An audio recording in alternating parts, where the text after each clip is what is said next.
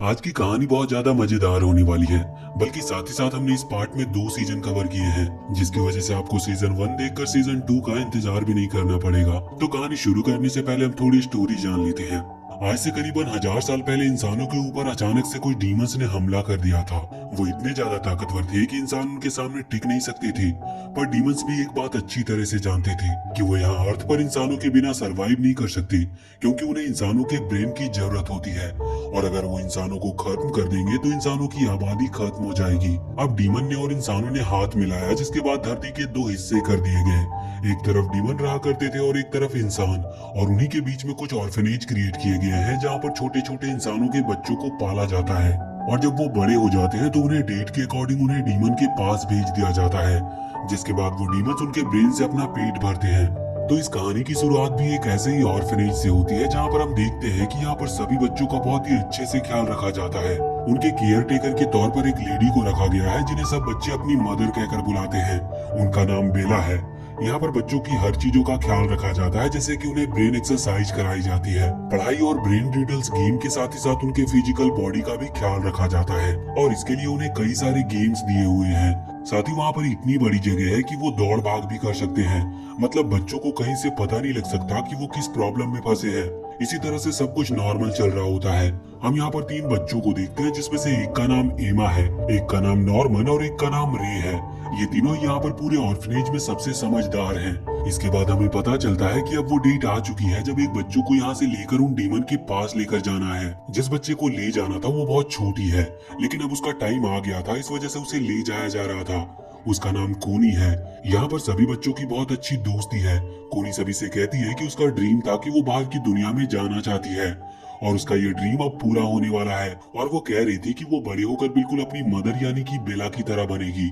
अब इसके बाद वो लोग उसे वहाँ से ले जाते हैं। यहाँ पर बेला ही खुद अकेले उसे वहाँ गेट तक छोड़ने जाती है, क्योंकि गेट उनके ग्राउंड से बहुत ही ज्यादा दूर है।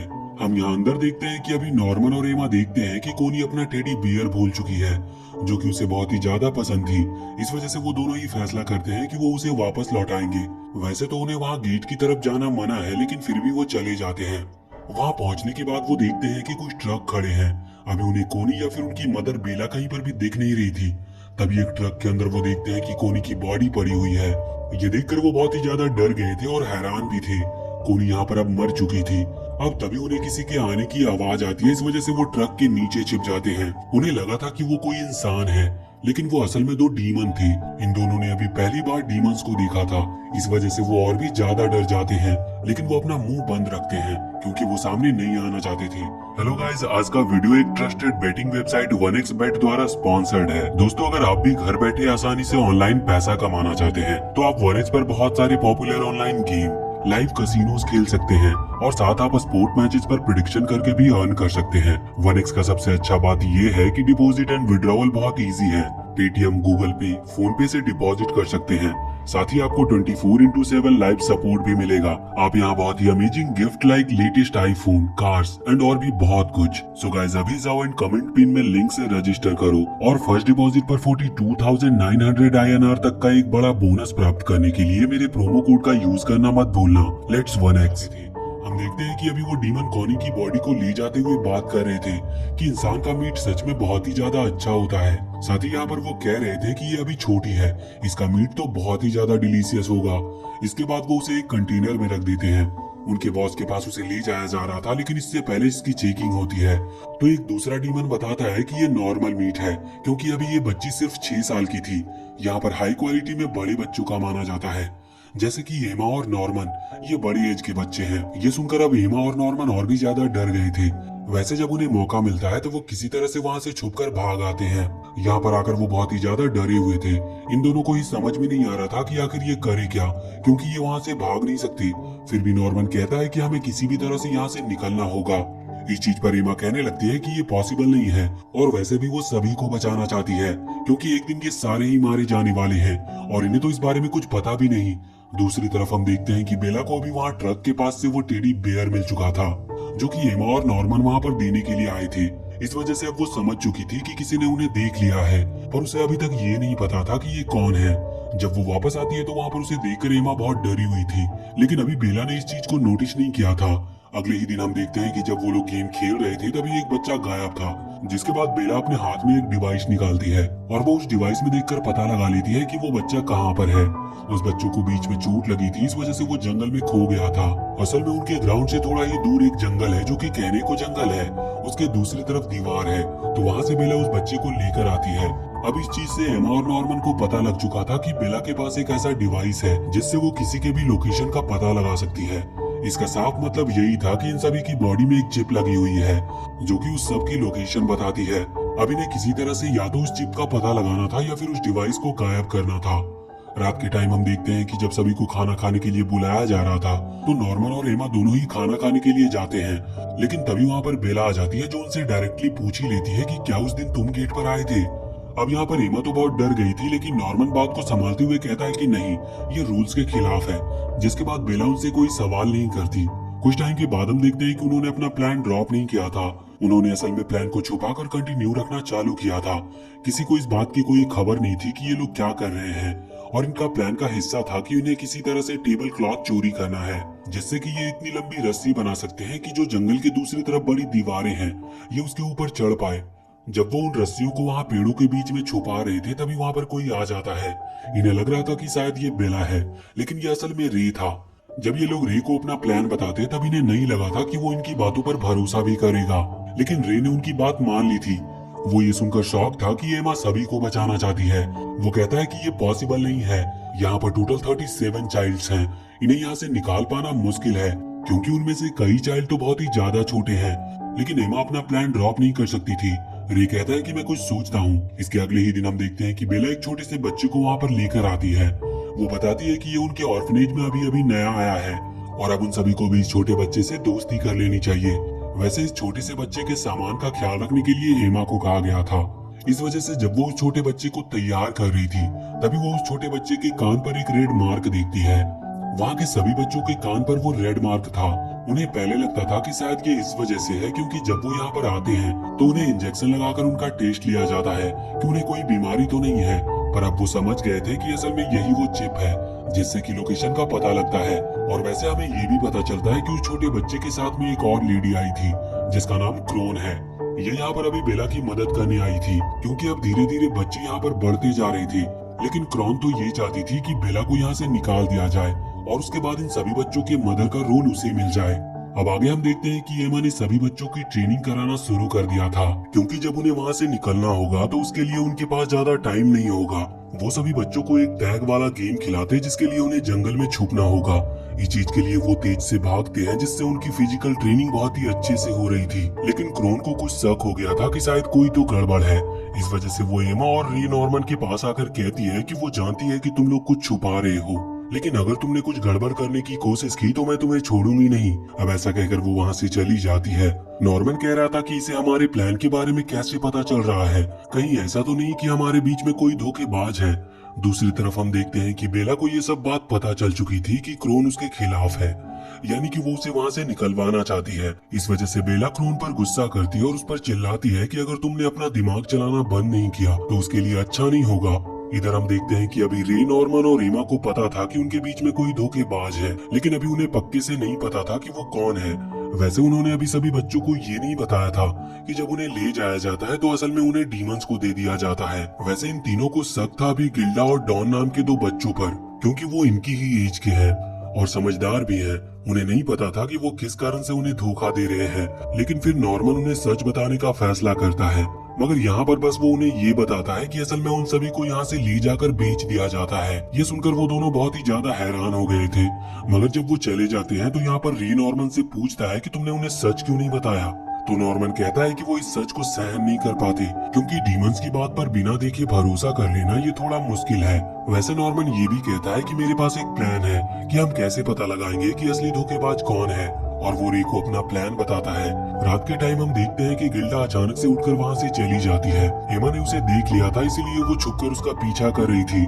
यहाँ पर गिल्डा एक लेटर बेला के कमरे में खिसकाती है। दूसरी जगह जाकर वो अभी क्रोन से मिलती है। वहाँ पर जाकर जब क्रोन उससे इंफॉर्मेशन मांग रही थी तो यहाँ पर गिल्डा ने साफ मना कर दिया था। ये देखकर एमा खुश थी। इसके बाद हम देखते हैं कि नॉर्मन और रे अभी अपनी रस्सियां लेने के लिए आए थे, लेकिन रस्सी उन्होंने जहाँ पर रखी थी वहाँ पर था नहीं, और इस रस्सियों की लोकेशन का पता उन्होंने डॉन को दिया था। रे कहता है कि इसका मतलब डॉन ही है वो धोखेबाज, मगर इस पर नॉर्मन कहता है कि नहीं, मैंने डॉन को असली लोकेशन बताई ही नहीं थी और सिर्फ तुम ही थे जिसे इस लोकेशन का पता था, इसका मतलब वो तुम ही हो। अब रे इस बात से मना नहीं कर सकता था क्योंकि वैसे भी सिर्फ 2 ही लोगों को लोकेशन का पता था, तो साफ पता चल रहा था कि रे ने उन्हें धोखा दिया है। वो कहता है कि हाँ, मैंने ही तुम्हें धोखा दिया क्योंकि मुझे ऐसा करना था और इसके लिए उसका नंबर लेट आएगा, मतलब कि उसे जल्दी नहीं भेजा जाएगा डीमन के पास, मगर ये बात पक्की थी कि एक ना एक दिन उसे भी यहाँ से भेज दिया जाएगा। नॉर्मन कहता है कि तुमने हमें धोखा दिया है, मैं तुम्हें माफ करता हूँ, लेकिन तुम्हें इसके लिए हमारा एक काम करना होगा। अब तुम्हें मदर यानी कि बेला पर नजर रखनी होगी और उसकी सारी इन्फॉर्मेशन हमें देनी होगी। साथ ही साथ तुम उसे वही इन्फॉर्मेशन दोगे जो कि हम उसे देना चाहते हैं। इस पर रे उसकी बात मान लेता है और अगले दिन हम देखते हैं कि रे एमा को भी ये बात बता देता है कि अभी तक वो सारी इन्फॉर्मेशन बेला को दे रहा था, लेकिन अब वो ऐसी गलती नहीं करेगा। अब एमा को भी उसकी बातें समझ आ जाती है। वैसे अभी इन्होंने डॉन और गिल्डा को खुद से थोड़ा दूर रखा था। जब भी वो कोई जरूरी बात करते थे तो उन्हें दूर खड़ा रहना पड़ता था, क्योंकि अभी तक उनके ऊपर पूरी तरह से भरोसा नहीं किया जा सकता था। वैसे उन दोनों को ये टास्क दिया गया था कि उन्हें अभी क्रोन और बेला दोनों पर ही नजर रखनी है, जिसके लिए उन्होंने भी हाँ कर दिया था।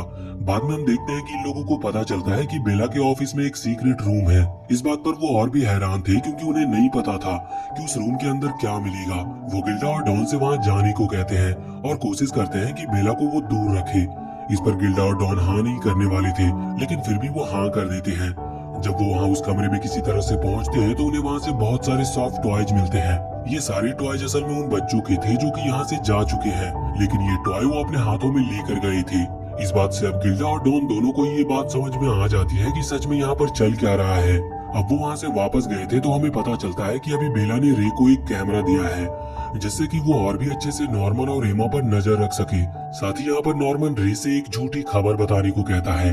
रे बताता है कि असल में नॉर्मन बेला यानी कि मदर को खत्म करने वाला है, इसीलिए बेला को संभल कर रहना चाहिए। बेला उसकी बात मान लेती है। दूसरी तरफ एक दिन क्रोन एमा और नॉर्मन को रोक लेती है। वो उनसे कुछ जानकारी लेना चाहती थी, जो कि ये दोनों सच सच बता देते हैं, मगर उसे जरूरत से ज्यादा इंफॉर्मेशन मिल चुकी थी। अब उसके पास इतने सबूत तो इकट्ठा हो गए थे कि वो जाकर बेला की शिकायत कर सके कि वो बच्चों का अच्छे से ख्याल नहीं रख रही। हम देखते हैं कि बेला को शक हो गया था कि असल में रे उसे धोखा दे रहा है, क्योंकि उसे नॉर्मन के पास से वो डिवाइस मिल गया था जो कि वो लोकेशन ट्रैक करने के लिए यूज करती है। नॉर्मन ने ना जाने कब उसे चुरा लिया था। अब यहाँ से हम देखते हैं कि अभी क्रोन जाकर उन दोनों की ही सीनियर, जिसे कि ग्रैंडमा कहा जाता है, उसके पास जाती है और सबूत बताती है, लेकिन बेला पहले ही उसे बता चुकी थी कि सब कुछ ठीक है और क्रोन बस उससे जलती है।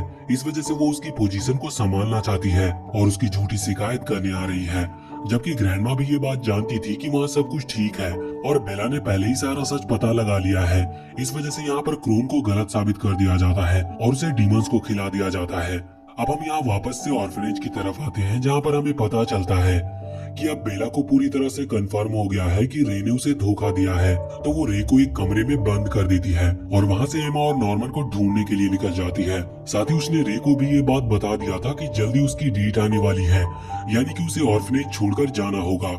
यहाँ से जब वो जंगल की तरफ निकलती है तब डॉन उसे देखता है कि वो बहुत गुस्से में जा रही है। इस वजह से वो तुरंत ही वहाँ जाकर देखता है कि रे को कोई कमरे में बंद किया गया है, मगर वो रे को वहाँ से बाहर निकाल देता है।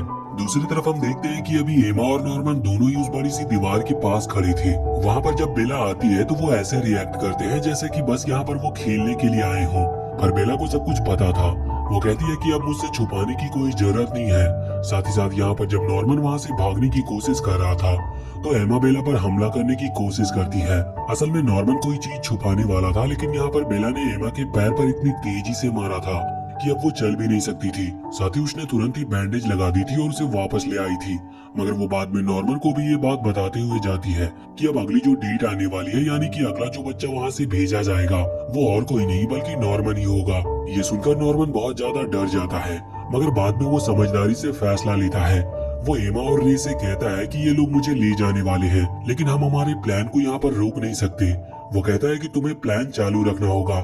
मैं एक डिवाइस पर काम कर रहा था जिसकी मदद से हम उस लोकेशन वाली चिप को डीएक्टिवेट कर सकते हैं और फिर पता नहीं चलेगा कि हम कहाँ पर हैं। ये सुनकर वो दोनों हैरान थे, मगर वो दुखी भी थे कि अब नॉर्मन उनके साथ यहाँ से बचकर नहीं जा सकता। पर इस पर नॉर्मन कहता है कि चिंता मत करो, मैं कुछ सोच लूंगा। अब अगले ही दिन हम देखते हैं कि जब सभी लोग खेल रहे थे तो यहाँ पर नॉर्मन बहुत ही स्पीड से वहाँ बड़ी वाली दीवार की तरफ चला गया था। वहाँ पर जाकर वो उसी टेबल क्लॉथ की मदद से किसी तरह उन दीवारों के ऊपर आ जाता है। यहाँ से वो दूसरी तरफ एक बड़े से जंगल को देख पा रहा था। वैसे बाद में जब बेला को पता चलता है कि एक बच्चा गायब है और वो नॉर्मन ही है, मगर जब वो अपने डिवाइस में चेक करती है तो वो नॉर्मन की लोकेशन का पता नहीं लगा पा रही थी। लेकिन उसी वक्त वहाँ पर नॉर्मन आ जाता है। रात के टाइम पर हम देखते हैं कि नॉर्मन आकर बताता है कि यहाँ से निकलना थोड़ा मुश्किल होगा, क्योंकि वो जो दीवार है उसके ऊपर चढ़ने के बाद उसे पता लगा कि उन दीवारों के दूसरी तरफ एक बहुत बड़ी खाई है जो कि बहुत लंबी है और वो सारे छोटे बच्चे उसे पार ही नहीं कर सकते।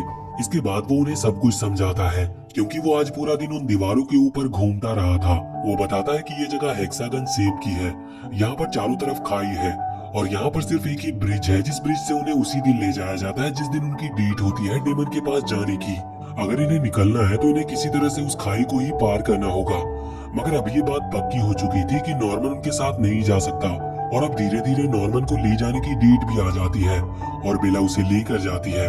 अभी एमा बहुत दुखी थी, वो नॉर्मन की तरफ भागती है और इसी बीच नॉर्मन उसे वो डिवाइस दे देता है जिससे कि वो लोग उस चिप को ब्रेक कर सकते हैं, जिसे ट्रैकर ब्रेकर कहा जा सकता है। इसके बाद नॉर्मन वहाँ से चला गया था और अब वो उसे कभी नहीं देख सकते और इस वजह से एमा और रे दोनों ही बहुत दुखी हो गए थे। साथ ही गिल्डा और डॉन ने भी अब होप खो दी थी। बेला तो ये चीज देखकर समझ गई थी कि अब ये लोग प्लान पर काम नहीं करेंगे और ऐसा ही था। ऐसे ही कई हफ्ते और महीने बीत जाते हैं, लेकिन वो लोग अपनी जगह से हिल तक नहीं रहे थे। वो बस उदास होकर पेड़ के पास खड़े रहते। अब बहुत टाइम बीतने के बाद रे की बारी थी। अभी 2 दिन बचे हुए थे। 2 दिन बाद उसे भी जाना था, लेकिन तभी एमा उसके पास आती है और यहाँ पर पता चलता है कि वो बस डिप्रेस होने का नाटक कर रहे थे और उनका प्लान पहले की तरह ही चालू था। लेकिन बेला को इस चीज के बारे में कोई खबर नहीं थी। वो अपने प्लान पर लगातार काम कर रहे हैं क्योंकि इसके लिए नॉर्मन ने अपनी जान दी थी। वो इस प्लान को बीच में छोड़ नहीं सकते। यहाँ पर रे बताता है कि उसने अभी तक जितनी भी हो सकती थी उतनी फ्यूल कैन जमा कर ली है। ये फ्यूल कैन यहाँ पर खाना बनाने के लिए आती थी और उनमें से वो चोरी करके कुछ कैंस अपने पास रख लेते थे, जिसकी वजह से उनकी गिनती का पता नहीं चलता था। और अब उनके पास ऐसी बहुत सारी हो चुकी है और अब वो तारीख भी आने वाली थी जिस दिन उन्हें यहाँ से भागकर निकलना है। भागकर निकलने के लिए सबसे जरूरी था बेला का ध्यान भटकाना, जिसके लिए वो फ्यूल कैन रे ने अपने सर पर डाल लिया था। ये देखकर एमा शॉक थी, लेकिन रे कहता है कि नहीं, नॉर्मन ने अपनी जान दी है यहाँ से निकलने के लिए। अगर हम कुछ भी कर कर यहाँ से निकल सकते हैं तो हमें वो करना होगा। रे कहता है कि तुम लोग यहाँ से भाग जाना जब तक मैं बेला का ध्यान भटकाऊंगा। वो अपने ऊपर उस फ्यूल को डालकर आग लगा लेता है। कुछ देर के बाद ये बात बेला को पता चलती है और वो तुरंत ही भागकर वहाँ पर आती है, क्योंकि किसी भी बच्चे का ब्रेन डैमेज होने पर वो डीमन इतना गुस्सा होते हैं कि जो भी वहाँ की केयर टेकर है वो उसे खत्म कर देते हैं। इस वजह से बेला उसे किसी भी कीमत पर मरने नहीं दे सकती थी। उसे बस किसी तरह से रे का ब्रेन बचाना था। वो आग में पानी डालना शुरू करती है, लेकिन अब वहाँ से एमा जा चुकी थी। जब बेला अपने डिवाइस में देखती है तो उसे सच में रे की लोकेशन उस आग के बीच में दिख रही थी, लेकिन तभी वो वहाँ पीछे देखती है कि एमा वहाँ पर नहीं है। इस वजह से वो समझ गई थी कि ये लोग भागने की कोशिश कर रहे हैं। अब एक ब्रेन के पीछे वो सभी को जाने नहीं दे सकती थी। इस वजह से वो तुरंत ही वहाँ से भागती है, पर कुछ ही दूर आकर उसे दिखता है कि एमा का वो ट्रैकर वहाँ पर टूटा पड़ा है। ये उसने ट्रैकर ब्रेकर डिवाइस की मदद से किया था।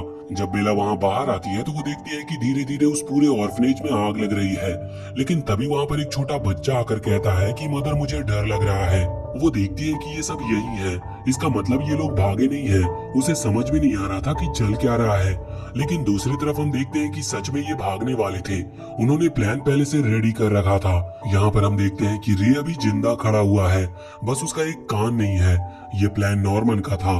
नॉर्मन ने बहुत ही पहले ये बात बता दी थी कि रे जरूर खुद को जला लेगा, क्योंकि वो पहले से ही नोटिस कर चुका था कि रे ऑयल कैंस को जमा कर रहा है।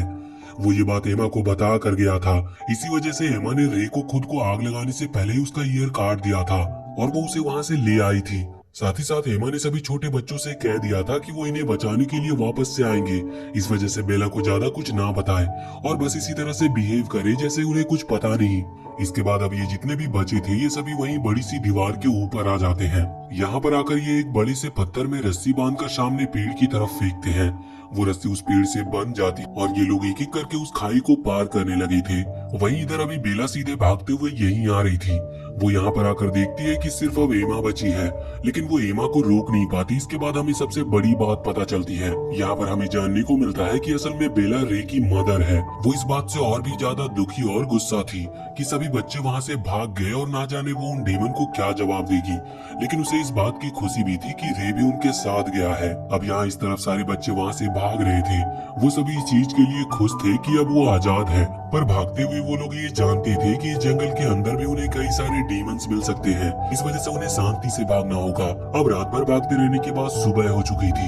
ये उनकी आजादी का पहला दिन था। वो सभी बहुत खुश थे, मगर अब उन्हें यहाँ से जल्द इस जंगल को पार करना है। वो फैसला करते हैं कि वो विलियम नाम के आदमी से मिलेंगे जो उनकी मदद कर सकता था। अब जब वो वहाँ से भाग रहे थे तभी दूसरी तरफ उन डीमंस को पता लग जाता है कि सारे बच्चे अब भाग चुके हैं। इस वजह से वो भी इस जंगल में आ गए थे उन्हें ढूंढने के लिए, क्योंकि ये छोटे हैं इसलिए ज्यादा तेज भाग नहीं सकते। अब जब सारे बच्चों को ये बात पता लगती है कि डीमन उनके पीछे आ चुके हैं, तो रे फैसला करता है कि वो उनसे अलग होगा और दूसरी तरफ जाएगा, जिससे कि वो डीमंस का ध्यान भटका सके। उसका ये प्लान अच्छा था और यहाँ से सभी बच्चे बच गए थे। सारे डीमंस रे के पीछे जाने लगे थे, लेकिन रे अकेला था और वो बहुत सारे डीमंस थे। इस वजह से बहुत ही कम देरी में उन सभी डीमंस ने उसे घेर लिया था। लेकिन उसी समय पर कोई वहाँ पर आ जाता और रे को बचा लेता है। साथ ही साथ यहाँ पर वो जो भी था वो एक डीमन हॉर्स पर बैठा था और वो एक स्मोक बॉम्ब का यूज करता है। वहीं इधर हम देखते हैं कि जब रे बहुत देर तक वहाँ पर नहीं आया था तो इस वजह से एमा और बाकी सभी चिंता करने लगे थे उसकी। वो सोच रहे थे कि क्या उन्हें रे को बचाने के लिए जाना चाहिए। लेकिन इतने में ही वहाँ पर एक हुडी पहने हुए लेडी आती है और वो कहती है कि तुम्हें तुम्हारा दोस्त इस डायरेक्शन में मिलेगा। अब पहले तो वो उस पर भरोसा नहीं करने वाले थे, लेकिन बाद में वो उस पर भरोसा कर लेते हैं। अब हम कुछ देर के बाद का सीन देखते हैं। रे वहीं पर था जहाँ उस लड़की ने बताया था। अभी रे जब सोकर उठता है तब वो बाहर देखता है कि वो दोनों जिसने उसकी मदद की थी और बाकी दूसरी ने एमा और बाकी सभी बच्चों की मदद की थी, वो असल में डीमन है। ये देखकर वो सभी लोग शॉक थे, मगर वो दोनों ही बताते हैं कि वो इंसानों को नहीं खाते, इसीलिए उन्हें उन दोनों से डरने की जरूरत नहीं। यहाँ पर वो दोनों अपना नाम बताते हैं। उनमें से एक का नाम सांजू है और एक का नाम यूजी का। अब वो वहाँ पर सभी बच्चों को खाना दे रहे थे। सभी बच्चों ने भी उन पर भरोसा कर लिया था, लेकिन एमा और रे को उन पर भरोसा नहीं था। रात के टाइम वो दोनों ही जाकर सांजू से मिलते हैं जो कि अभी चाय पी रहा था। यहाँ पर आकर वो उससे माफी मांगते हैं क्योंकि उन्होंने उस पर भरोसा नहीं किया। सांजू कहता है कि कोई बात नहीं, वैसे भी इंसानों को डीमंस पर कभी भरोसा नहीं करना चाहिए। वो बताता है कि वो इंसानों को इसीलिए नहीं खाता क्योंकि इंसानों को ना खाने से उसे कोई प्रॉब्लम नहीं होती और उसकी इंसानों से कोई दुश्मनी भी नहीं है। ये सुनकर एमा और रे दोनों ही बहुत ज्यादा हैरान थे। वैसे इसके बाद अब सांजू ने पूरी बात बताता है कि डीमंस इंसानों को क्यों खाते हैं और उन्होंने हमला क्यों किया। ये चीज तो हम शुरुआत में ही जान चुके थे कि डीमंस और इंसानों के बीच में लड़ाई हुई थी और उसके बाद में उनके बीच एक कॉन्ट्रैक्ट साइन हुआ जहाँ पर दुनिया दो हिस्सों में बढ़ गई। एक तरफ इंसान रहते जो कि बहुत खुशी से रह रहे थे, लेकिन डीमंस को ब्रेन की जरूरत होती। इस वजह से कुछ इंसानों को अपने बच्चे उन्हें देने पड़ते और उन बच्चों को यहाँ इस डीमन वर्ल्ड में बड़ा किया जाता और फिर डीमन उनके ब्रेन को खाते हैं। ये सुनकर रे और एमा दोनों ही पहले तो बहुत ज्यादा डर गए थे, लेकिन बाद में वो ये सुनकर बहुत खुश होते हैं कि एक ऐसी दुनिया है जहाँ पर इंसान खुशी से रहते हैं। वो फैसला करते हैं कि वो वहीं पर जाएंगे और आजाद की जिंदगी जिएंगे। लेकिन अगर वो यहाँ पर गए तो एक तरीके से ये ऐसा होगा जैसे कि इंसानों ने डीमंस के साथ अपना प्रॉमिस तोड़ दिया। इसीलिए सांजू समझाता है कि अगर ऐसा हुआ तो फिर से वॉर होगी, लेकिन एमा और रे को इस चीज से कोई फर्क नहीं पड़ता। अगर फिर से वॉर होती है तो वो ऐसे भी खुद ही जान देकर उन इंसानों को थोड़ी बचाएंगे जिन्होंने उन्हें यहाँ ऐसी सिचुएशन में डाला है। सांजू कहता है कि जैसी तुम्हारी मर्जी। वो ये भी बताता है कि इस जंगल से निकलने का रास्ता वो अगले दिन उन्हें बता देगा। अब अगले दिन हम देखते हैं कि जब ये लोग उठते हैं तो यहाँ पर सांजू और यूजिका उन्हें अलग अलग चीजें सिखा रही थी, जैसे कि जंगल में मिलने वाली कौन सी चीज उन्हें खानी है और कौन सी नहीं, क्योंकि कई चीजें जहरीली होती है। साथ ही साथ वो डीमन से किस तरह से बच सकते हैं क्योंकि डीमन उनका पीछा नहीं छोड़ने वाले। और भी वो ऐसी कई सारी चीजें बताती है जो कि उनके आगे काम आएंगे, क्योंकि सांजू और यूजिका उनके साथ नहीं आ रहे थे। और अब कुछ टाइम किसी तरह की ट्रेनिंग के बाद फाइनली उनके जाने का समय हो गया था। सांजू और यूजिका सभी बच्चों को वहाँ जंगल से बाहर लेकर आते हैं और एक वेस्टलैंड के कोने पर आकर उन्हें छोड़ देते हैं। वो कहते हैं कि इसके आगे अब तुम्हें ही अकेले जाना है। ये वैसे एक वेस्टलैंड है, यहाँ पर तुम्हें रास्ते में कोई डीमन नहीं मिलेगा, लेकिन अगर तुम्हें डीमन मिलता है तो तुरंत ही वहाँ से भाग जाना, और अगर तुम भाग ना पाओ तो फिर तुम्हें लड़ना होगा। मगर चिंता मत करो, ऐसा नहीं होगा। सभी उनकी बात मानते हैं और आगे बढ़ना चालू कर देते हैं। कुछ दूर आने के बाद वो फाइनली एक सेफ जगह पर पहुंच चुके थे जहां पर वो सब अपनी रात गुजार सकते हैं, क्योंकि अभी विलियम तक पहुंचने का रास्ता बहुत लंबा होने वाला था। यहाँ पर अभी वो किसी तरह से खाने का इंतजाम कर रहे थे और साथ ही उनके पास एक रेडियो था जो कि उन्हें जंगल में मिला था। और उसी जंगल में वहाँ पर उन्हें एक पेन मिला था जिसके थ्रू उन्हें पता चला था कि उन्हें विलियम से मिलना चाहिए। वो रेडियो यहाँ पर काम नहीं कर रहा था। अभी उन्हें खाने की जरूरत थी और वेस्टलैंड में खाना मिलना मुश्किल था। मगर पास में ही एक मार्केट है जिसे डीमन चलाते हैं और वहाँ पर सब डीमन ही रहते हैं। अब ये तो हमें पता था कि डीमन ब्रेन खाते हैं, लेकिन ये बात भी है कि डीमन सिर्फ ब्रेन नहीं खाते, वो बाकी चीजें भी खाते हैं। अब ये लोग वहाँ मार्केट में पहुंच चुके थे। वहाँ से ये सामान लाते और बहुत चुपके से वापस लौट आते हैं। असल में ये डीमंस की तरह बनकर जा रहे थे, जिस वजह से कोई भी इन्हें पहचान भी नहीं पा रहा था। इस तरह से वो थोड़ा बहुत खाना ले आते हैं। वैसे उनके पास पैसे वगैरह तो थे नहीं, इस वजह से वो इतना ही खाना ला पाते हैं कि कुछ टाइम तक चलता है। उन्हें लगभग रोज ही वहाँ जाना पड़ता। अब आज फिर से एक ग्रुप वहाँ पर खाना लेने के लिए गया था, जिसमें 2 तो बड़े बच्चे थे। अब हमें पहले नहीं पता था कि वो कौन है। बाद में हमें ये पता चलता है कि अब 2 बड़े बच्चे थे और 2 छोटे बच्चे। वो खाना लेकर अलग अलग बढ़ चुके थे। वो दोनों बड़े बच्चे आगे जा रहे थे और जो छोटे वाले थे वो पीछे से आ रहे थे, लेकिन रास्ते में वो गिर जाते हैं और अब दूसरे डीमन उन्हें देखते हैं और उनका खाना लौटाने के लिए आगे बढ़ते हैं। पर वो बच्चे डर रहे थे क्योंकि वो अभी छोटे हैं और उन्होंने डीमन को कभी इतने पास से नहीं देखा था। तभी हवा चलती है और उन डीमन को इंसानों की खुशबू आती है और इस चीज से वो बच्चे बहुत ही ज्यादा डर जाते हैं और अपना खाना लेकर तुरंत ही वहाँ से भागते हैं। वो जो डीमन वहाँ पर रुके थे जिन्हें उनकी स्मेल आई थी, वो समझ जाते हैं कि कुछ तो गड़बड़ है। वो तुरंत ही उन छोटे बच्चों का पीछा कर रहे थे। अब वो छोटे बच्चे उन 2 बड़े बच्चों से मिलते हैं और वो चारों भागते हैं। वो डीमन उनका पीछा तो कर रहे थे, लेकिन इतने में ही वो बच्चे कहीं गायब हो गए थे। मगर फिर भी वो उन्हें ढूंढ ही लेते हैं क्योंकि अब एक दूसरा डीमन का ग्रुप उन बच्चों को घेर लेता है। यहाँ पर जब वो दूसरे डीमन आते हैं जो कि उन सभी बच्चों का पीछा कर रहे थे, तो उन्हें वो दूसरा ग्रुप मार देता है। ये देखकर सभी लोग बहुत ज्यादा हैरान थे और सोच रहे थे कि आखिर डीमन इनकी मदद क्यों कर रहे हैं। अब उन सभी डीमंस में से एक डीमन अपना मास्क उतारता है। वो असल में नॉर्मन था। ये देखकर यहाँ पर ये सभी बच्चे हैरान थे। हम देखते हैं कि ये कोई और नहीं बल्कि एमा और रे है। वो दोनों यहाँ पर बहुत ज्यादा हैरान हो चुके थे। वो तुरंत नॉर्मन के पास आते हैं। एमा तो उसे गले से लगाकर रोने ही लगती है। वैसे अभी वो यहाँ पर ज्यादा कुछ पूछते नहीं क्योंकि अभी उन्हें यहाँ से सेफ जगह पर जाना था। हम देखते हैं कि बाकी जो नॉर्मन के साथी थे वो भी असल में इंसान ही थे। अब वो उस जगह पर आते हैं जहाँ पर सभी बच्चे थे। वहाँ पर आकर एमा नॉर्मन को बताती है कि वो किस तरह से भागने में कामयाब हो गए और उन्होंने नॉर्मन का ही प्लान यूज किया था। मगर कुछ बच्चे अभी भी वहाँ ऑर्फनेज में हैं। वो उन्हें इसीलिए नहीं लाए क्योंकि उनके साथ भागना मुश्किल था। वो उन्हें बाद में जाकर बचाना चाहती है। नॉर्मन कहता है कि हाँ बिल्कुल हम ऐसा ही करेंगे। वैसे इसके बाद अब वो उससे पूछते हैं कि आखिर नॉर्मन वहाँ से बचकर कैसे निकल गया, क्योंकि वो तो उनकी आंखों के सामने ही वहाँ से गया था। इस पर नॉर्मन अपना वो रूप उतारता है और अपने चेस्ट पर बना हुआ एक मार्क दिखाता है। वो बताता है कि ये लैम्डा रिसर्च सेंटर का मार्क है।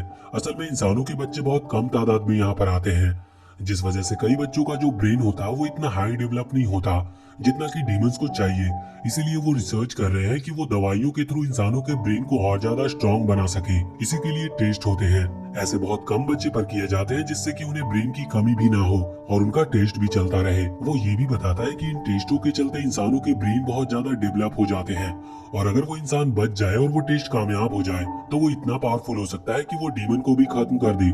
और इसीलिए वो बाकी जो नॉर्मन के साथी थे उन्होंने उन डीमन को मार दिया जो कि अभी अभी एमा और रे का पीछा कर रहे थे। वैसे नॉर्मन ये भी बताता है कि उस पर जो भी टेस्ट हुए थे उनके साइड इफेक्ट्स भी हैं, लेकिन उसके ऊपर कोई साइड इफेक्ट नहीं हुआ, ना ही उसके पास ऐसी कोई पावर है। ये सुनकर एमा और रे खुश थे कि वो ठीक है। अब यहाँ पर वो ये बताता है कि वो यहाँ से कैसे निकला। असल में बेला जब उसे वहाँ से लेकर जा रही थी तभी वहाँ पर विलियम नाम का एक आदमी आ गया और उसने नॉर्मन को उस जगह से निकाल दिया, लेकिन बाद में वो आदमी पकड़ा गया और उसे मार दिया गया। मगर नॉर्मन इतने में बच गया था, जिसके बाद वो इन सभी लोगों से मिला और इनसे हाथ मिला लिया। इसके बाद अब वो उन लोगों को एक चार्ट दिखाता है। ये चार्ट ऐसे किसी व्यक्ति ने बनाया था जिसके ऊपर वो टेस्ट हुआ है। वो बहुत समझदार था। यहाँ पर नॉर्मन बताता है कि इस चार्ट में ये समझाया गया है कि अगर डीमन ह्यूमन ब्रेन को कंज्यूम ना करे तो उनके साथ क्या होगा। असल में उनकी पावर कम होने लगेगी और उनका ब्रेन काम करना बंद कर देगा, क्योंकि ह्यूमन ब्रेन से ही उन्हें पावर मिलती है। और अगर ऐसा होता है तो वो नॉर्मल लैंग्वेज में कह सकते हैं कि वो बिल्कुल जानवरों की तरह हो जाएंगे। वो एक दूसरे को ही खत्म करने लगेंगे और उनकी सोचने की शक्ति भी चली जाएगी।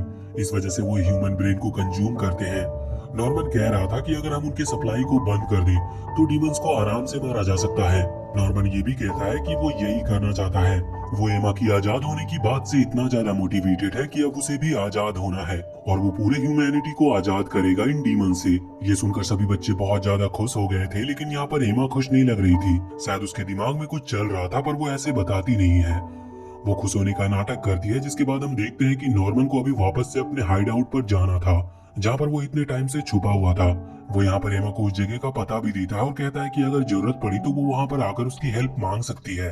अब उसी रात हम देखते हैं कि एमा थोड़ी चिंता में थी। वो बैठकर यूजिका के दिए हुए उन नेकलेस को देख रही थी, जो कि यूजिका ने देते हुए कहा था कि जब भी तुम किसी प्रॉब्लम में होगी तो ये नेकलेस तुम्हारी हेल्प करेगा। ये एक लकी चार्म है। अब जब वो उदास थी तभी वहाँ पर रे आता है। वो उससे पूछता है कि इसका कारण क्या है। अब एमा सोच रही थी कि वो कारण बताए कि नहीं। वो कहती है कि नॉर्मन कह रहा है कि हमें डीमंस को खत्म करना होगा, तभी हम आजाद हो सकते हैं। पर अगर हम उन्हें डीजेनरेट करते हैं और उन्हें पूरी तरह से खत्म कर देते हैं तो इसका मतलब डीमन तो एक्सटिंक्ट हो जाएंगे और धरती पर से डीमन का नामो निशान मिट जाएगा। मगर एमा ऐसा नहीं चाहती। वो कह रही थी कि नॉर्मन ने सिर्फ बुरे डीमंस को देखा है, जबकि हम यूजिका और सांजू से मिले जो कि बहुत ही अच्छे थे और उन्होंने हमारी मदद की। इसीलिए मैं नहीं चाहती कि वो डीमंस भी खत्म हो जाए, जो कि इंसानों को नहीं खाते और उनके दोस्त हैं। इस पर रे कहता है कि हाँ, तुमने सही कहा, तुम बहुत अच्छी हो, इस वजह से तुम ऐसा सोच रही हो, मगर तुम्हें ये बात नॉर्मन से कहनी चाहिए थी। अब एमा कहती है कि हाँ, मैं उसे कह सकती थी, पर मेरे पास कोई पक्का सबूत नहीं है और मुझे नहीं पता था कि मैं उससे क्या कहूँ। अब रे उससे कहता है कि तुम ही एक बात सोचो, सांजू और यूजिका ने हमसे खुद कहा था कि उन्हें ह्यूमन ब्रेन की जरूरत नहीं, इस वजह से वो बिना ह्यूमन के ब्रेन के भी जिंदा रह सकते हैं। तो अगर डीजेनरेशन की प्रक्रिया चालू हो जाती है और डीमंस को ह्यूमन ब्रेन देना बंद कर दिया जाता है, लेकिन यूजिका और सांजू को तो जरूरत ही नहीं है ह्यूमन ब्रेन की। अब ये बात एमा को सही लगती है। वो कहती है कि ठीक है, तो फिर हम नॉर्मन को ये बात बताएंगे। अब अगले ही दिन वो लोग वहाँ से निकल चुके थे। अभी बड़ी मुश्किल से वो उस जगह पर पहुंचते हैं जहाँ पर नॉर्मन और उसके साथी रहते हैं। वहाँ पर आने के बाद उन्हें नॉर्मन के साथी मिलते हैं। वो रे और एमा को देखकर खुश थे।